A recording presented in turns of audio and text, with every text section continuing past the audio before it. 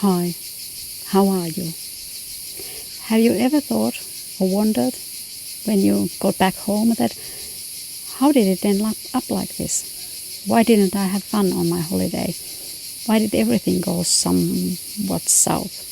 We had the perfect destination, perfect accommodation, perfect weather, but then everything went some kind of wrong. Maybe your spouse acted wrong, or you were disappointed as how you act as a family. Of course, it's a totally different thing to be traveling just by your spouse, or be traveling with the whole family if you have kids. But I think that many people that go on holiday have different expectations, and for that they act differently.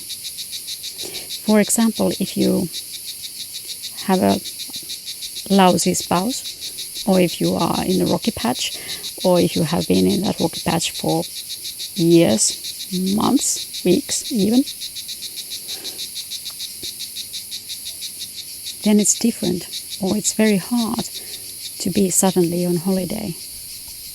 I know that some people think that when you go on holiday you have all the time in the world, and for that you should act like you are in your honeymoon. But if things are not okay, it doesn't work. The other one tries, and the other one feels somehow unseen or hurt, or the feeling that somebody showers you attention like right now, but a week ago they thought that you were worth nothing. That doesn't work. It doesn't feel good. You feel like you are not heard, you are not cared, you are just some kind of object for the week or 2 weeks that you are on holiday, or a weekend. So please do not try to overcompensate what you are in a normal life. That's weird. The other thing that I have noticed and heard from my friends is that some people think that, okay, now we have all the time in the world, we have the weekend or a week or something like that, now we can go and discuss all our problems. I can guarantee you, if you try to do that, your spouse will fly off the walls. It's awfully waste of time. It's awful waste of time. If you want to talk about something and really dig into that, then you should go to therapy camp, not on holiday. It's better if you both expect the same things, but the other one doesn't expect like romance, and the other one expects like therapy session that goes on for days. It doesn't work. And again, the other one feels unseen, unheard, ununderstood, or both. Then there is, of course, the one thing that I am personally sometimes guilty of, is working on holiday. But I'm a private entrepreneur, I'm a one-woman law firm, so it's not, I cannot choose, honestly I cannot choose. I do not hire anyone, so I'm a private entrepreneur. So if somebody calls, if somebody emails, I have to answer, or I could lose that client or my good name. But for that I have prepared my children and my husband, and they know it and they accept it. But I always tell everyone that I'm going on holiday, so they do not contact me unless it's necessary, because they know me. And the other thing is that I try to keep those moments very brief where I work, or I try to postpone it till I get back. And of course the one major thing is that for that I want to take as long vacations as possible, that I can assume, I can expect to work a little bit, but still we have plenty of time to be on holiday and just relax. But if that is not absolutely necessary to you, do not work on your holiday. it's not nice. You cannot relax. Your spouse doesn't have the attention that they want, and it's just a waste of time and money. The amount of expectations that we have for our holidays is probably due to the amount of money that we use on it and the amount of time. If this vacation would be half of my holidays in the whole year, that's quite a lot. What if this holiday took like 1 month's income from me? So I should save all year to get the money for this. Of course, my expectations are high. I invest a major part of money and my time into this and hope that I'll be happy, and I hope that everybody will be happy, and I hope that I come back rested. So of course I expect much. Everybody expects much. And usually these are planned far ahead. So, and again, these are planned like year or half a year before, so we can build up our expectations to a whole year by planning and doing everything like that, which is fun. I love it. I like to plan in advance. But if it somehow turns out to be something totally different, we're not just a little bit disappointed. We are much disappointed. We are very, very, very disappointed.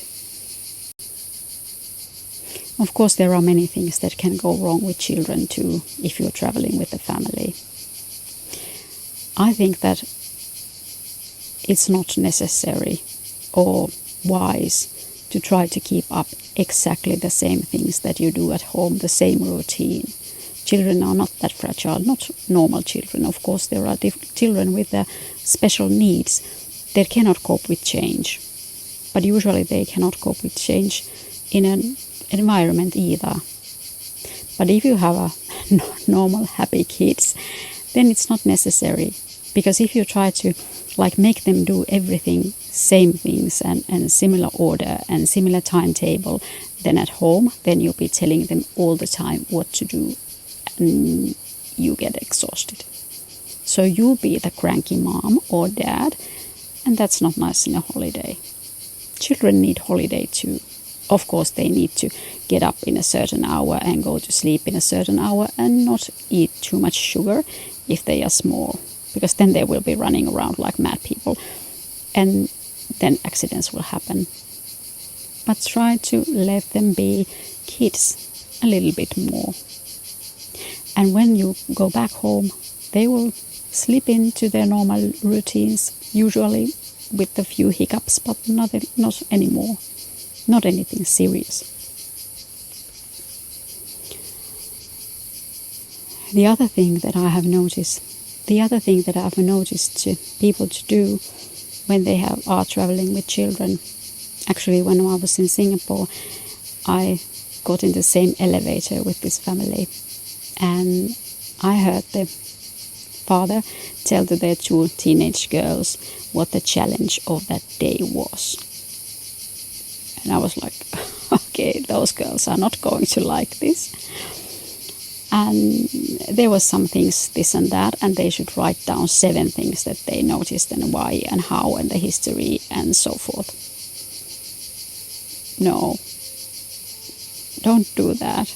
It's not an excursion, it's not a learning camp, it's not an exercise. Children need holiday too, especially if they're teenagers. School is pretty tough. Dealing with the friends is pretty tough. Teachers are not very nice. Life is not full of roses, it's full of storms and darkness and things that you don't like and things that you don't know and things that you are afraid of. And you're afraid of what you will be when you grow up. That kind of things. So teenagers need really holiday just to do whatever they want. I let my kids to use telephone and I let them to read and do everything like that. There is no exact no's in here. But of course they hang around the pool because it's fun. and they love it, so they get plenty of time outdoors. Plus I think it's now plus 33, no, it's so hot that my head is spinning, so it's 35 Celsius in here, so it's quite hot.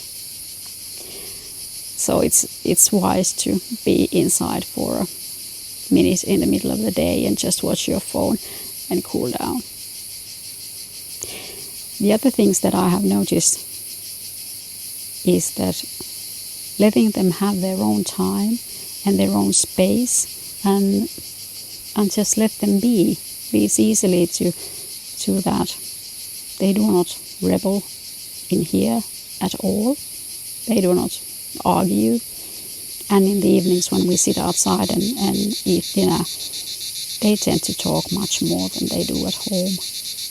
And that's quite rewarding, because then you know exactly what they're thinking. But to deny all that and make this exercise camp kills all that. Then you are the strict parent, and it's not necessary. Again, if your children are normal, delightful kids. There are kids with special needs, but that's a whole different story. I have planned some of this trip, and the major thing is that we make a trip every other day, and every other day is a day off. So there is no plans. We just go to a grocery store and bakery in the morning and maybe grab some ice cream, gelatos that are local, and then just everybody does what they want to do. I decided this afternoon, that I would make this video. This is not my work. This is my fun time to record the thoughts that I had today. I could do this every day, but that's a little further ahead. But there are many things that you can ruin your holiday with if you don't think. But think that you need holiday for your normal role as a mom, as a dad, as an employee, as an entrepreneur, as an expert of something. Your kids need a holiday. They need a holiday from school, from difficulties with their friends. They need a holiday from that too. So keep in mind to rest, and to when you switch on a different location, it's very much easier to when you go to a different location, it's much easier to just shift your ideas and your thoughts to another location too, so you don't act like you normally do, and you can relax for your holiday, because that's the purpose of it. It's not a bad thing to plan ahead, to talk about things in ahead.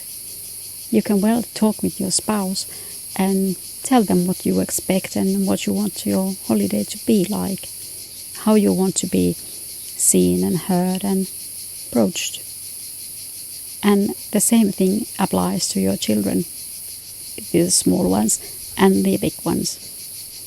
You can tell them that in this holiday we do this kind of order things, and this is your responsibility, and this is what mommy does, and if you want to do that, mommy must do this or that.